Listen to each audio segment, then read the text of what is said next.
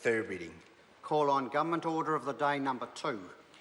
Trans-Tasman Partnership Agreement Amendment Bill interrupted debate on third reading. Members, when we were last debating the third reading of the Trans-Pacific Partnership Agreement Amendment Bill, Dr Megan Woods had the call and has 8 minutes and 15 seconds remaining. Dr Megan Woods. Thank you, Mr Speaker. And Mr Speaker, last time I spoke on this bill, it was only the day after the elections in the United States. But before I get into this speech, I would like to also acknowledge something that hadn't happened when I first started this speech, and that is to say that we are all thinking of the people of North Canterbury and of Marlborough and of what they're going through, and to offer my condolences at this opportunity to speak. Mr Speaker, I've heard the words resilience and stoicism being thrown around the House and around in the media over the last couple of days. And while I think these are important attributes for any community to get through a disaster, such as the people of Kaikoura and the surrounding districts are going through, I think it is also important for us to remember that there is a fragility as well for the population, that these are difficult times and difficult things for them to get through.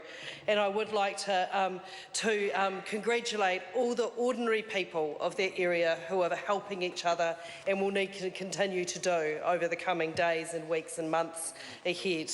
But Mr Speaker, what we also have seen since I started this speech was confirmation of what we all knew was coming over the weekend, and that is that the Trans-Pacific Partnership legislation is not going to get through in the United States political system in the lame duck period. The last grasp, the last hope that people were holding on to, that this may get through, and this is not going to through. And this is what makes us being here in this House, passing this legislation, even more inexplicable, Mr Speaker. The fact that we are here, that we are debating a piece of legislation that is not going to happen. And why is that? Why are we here doing this? It's because the full and proper analysis that was required has fallen victim to the government's unseemly haste to get unpopular legislation through ahead of election year. This was always a timeline that didn't make sense. It was a timeline that didn't fit into what was happening around the world. And Mr Speaker, here we are, we're using parliamentary time to do this, and the question, what for, has yet to be answered by any of the government speakers who have taken a call on this third reading of this legislation. What are we here for? And I'm not asking some kind of existential question when I ask that. I'm actually asking, what are we doing here? What is the purpose of this legislation? But even more fundamentally, Mr Speaker, what is the plan now? For the months and months leading up to us being here, we've been continually told by government members that the sky was going to fall in if this legislation and this agreement didn't go ahead. Well, what is the economic plan now? That we've always pointed to the fact that actually what was negotiated wasn't that great a deal for New Zealand. And what we've also continually reiterated on this side of the House is that Labor is a party that supports free trade. We always have, throughout our history, supported good agreements that are good for New Zealand. But, Mr Speaker, we do not see this as one of them. We see this as far more than a trade agreement, and we see that this legislation that is enabling for that agreement simply doesn't make sense. What we also see is that we have not had the proper analysis that could have gone through.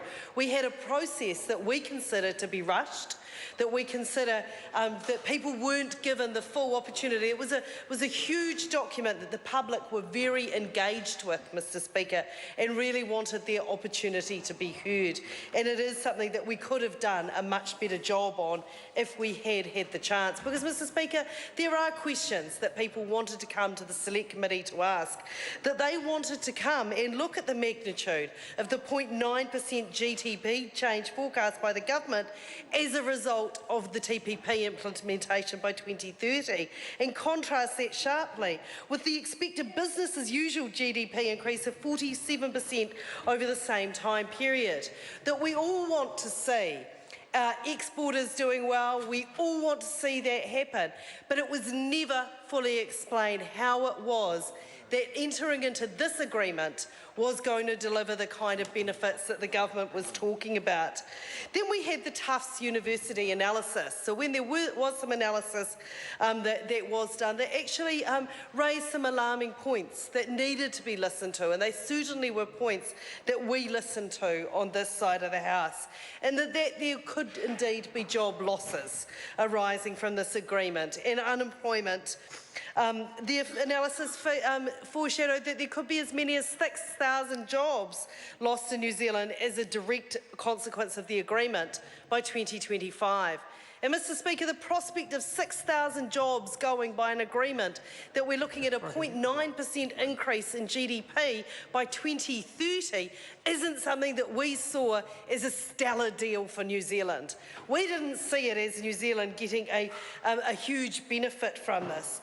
And the Tufts University study also forecast that the labour share of output, that's wages and salaries, would see a fall of 1.5% over that period.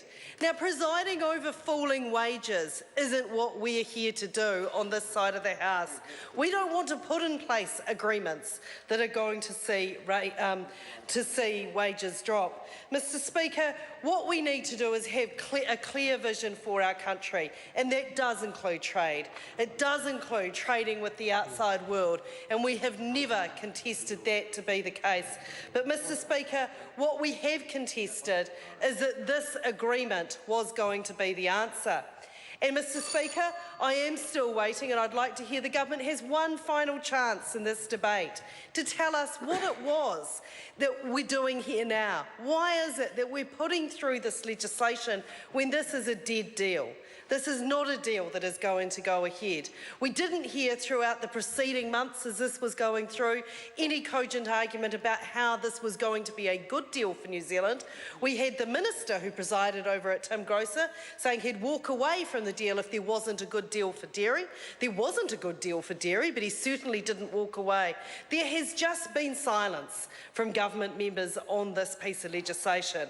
In this final call in this debate, I would actually like to hear, what is it we're doing here? Why are we here passing legislation for a deal that is not going to happen? Thank you, Mr Speaker.